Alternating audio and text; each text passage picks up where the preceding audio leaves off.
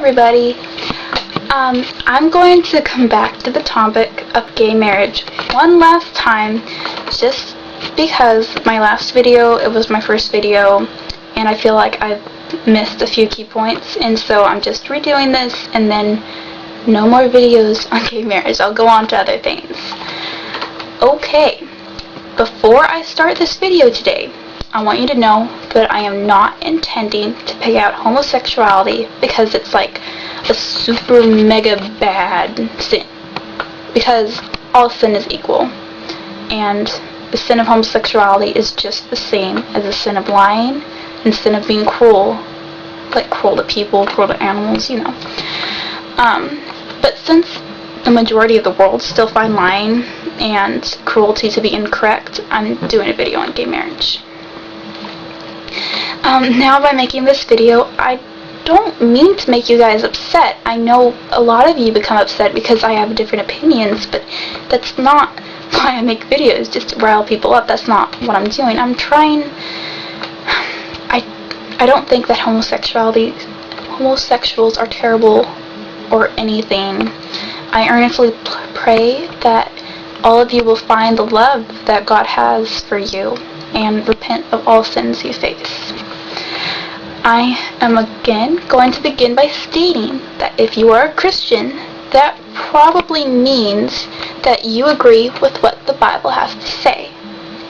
You don't just pick and choose what you wish to believe from the Bible, or else that would be highly hypocritical. Now, if you are a Christian and you believe in what the Word teaches, you can't honestly agree with homosexual marriage. Not because you hate homosexuals as a people, because you just don't like them, but because God condemns it to be a sin, and since by being a Christian you try your hardest to turn away from sin, you do not want to accept the lifestyle by granting the marriage.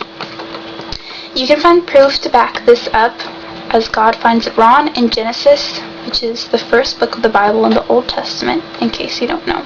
Back when there were two cities named Sodom and Gomorrah, men started lusting after other men, among many other sins which were completely disgusting, and God wiped those cities from the earth. He removed those cities. So I'm assuming that God finds homosexuality to be a sin. It was not part of the original plan. God did not make Adam and Steve. You know, He made Adam and Eve. Also, as I said previously, in 1 Corinthians 6, 9 through 10, it says that homosexuals shall not enter heaven. In later versions of the Bible, they changed the word to homosexual, but before then it was called effeminate, or abusers of themselves with mankind. Well, Paul's choice of words, Paul wrote the book of 1 Corinthians, well, Paul's choice of words allows for an application to the abuse of pederasty, which would mean sexual relations between two males, especially when one is a minor. In his day, the words actually denote a broader field of reference, including all men who have sexual relations with men. And he means men as in all of mankind, so lesbianism is also wrong.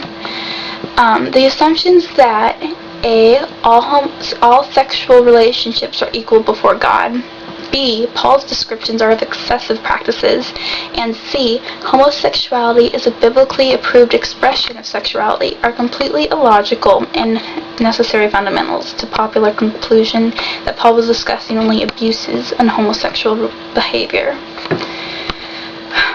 Paul condemned all homosexual relationships in his vice list in 1 Corinthians 6:9, as he addressed the need for the Corinthians to judge those within their midst. So I hope that clears up some of the miscommunications people have on these verses. Alright, so now I've covered the fact that if you claim to be a Christian, you must believe in the Bible, which means you disagree with the life that homosexuals are living. If you claim to be a Christian who does not believe in the Bible, because I've come across a few of these, why are you calling yourself a Christian? Just because you believe in God? Where are your standards of morality coming from? The earth? Your mind? The earth is a sinful nation. If you simply believe in God, that doesn't mean you're a Christ follower. Even the demons believe in God. Satan believes in God. He knows. He's still trying to make as much sin as possible. You can't pick and choose what you want to believe from the Bible. I'm going to scoot you guys over here. Sorry, I'm holding you up and it's high. Okay.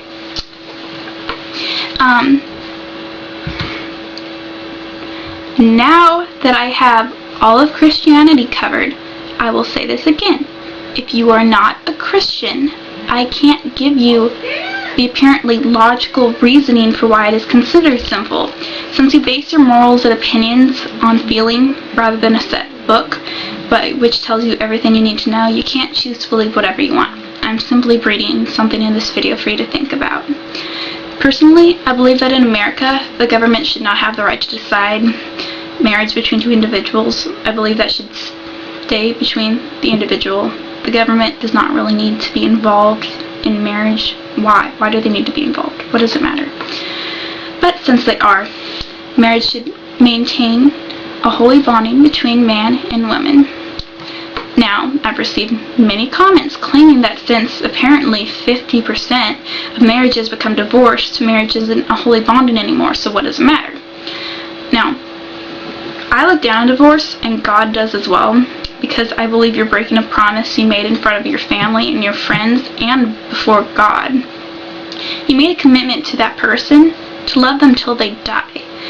And if they go back and just back out of that relationship because the feeling is lost, that is terrible. That's breaking a promise, breaking a commitment. They can work things out between themselves. Now, I understand how if they were abusive, how that you would divorce from them because they are hurting you. They're inflicting pain on you. That is not acceptable. But if you just get tired of one another and wish to see other people, that's a dreadful reason, and they made a promise. So they're backing out for foolish causes. Just so you know, I am against any type of intimacy before marriage between any genders of people, regardless of their gender. A lot of people I know have made mistakes regarding their sexual integrity, and they've paid the price. God did say, be fruitful and multiply, but if you go around giving your love to just anyone, you're bonding with many different people, and you always come out hurt in the end. If you have sex before marriage, you're sinning, and God will punish you if you sin. No one sins and gets away with it. You might for a while, but it'll always come back to you. I'm not trying to say, ooh, threaten you, but if you don't repent of your sexual behavior, you'll get in trouble. Maybe not by an STD, maybe not by pregnancy. At the very least, once you guys break up, or he cheats on you, she cheats on you, whatever, you will be emotionally hurt by the relationship. You can't lie and say you're not. That would hurt. Okay. It's much better to just save yourself so you can go into a married relationship with no regrets for you or your partner. Lastly, many claim that there is a gay gene, which causes people to automatically be homosexual. Okay. So, God is perfect. God knows everything. He created everything. He is perfect. And since God finds homosexuality to be a sin, God wouldn't create someone who is born gay, because that would be saying that he's being hypocritical, which would be imperfect, and God is perfect. Now, people are all given their struggles in this life to overcome, and we all have our own battles to conquer.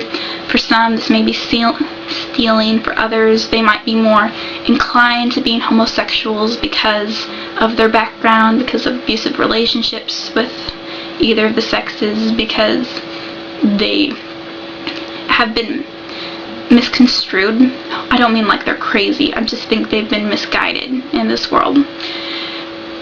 But people aren't born with a stealing gene. I mean, if I stole something that got sent to jail, and I told them that it wasn't my fault because I have a stealing gene, do you think I'd get out of jail? No. that's about all the time I have. And I hope that clears things up for some people. And God bless you and have a wonderful day.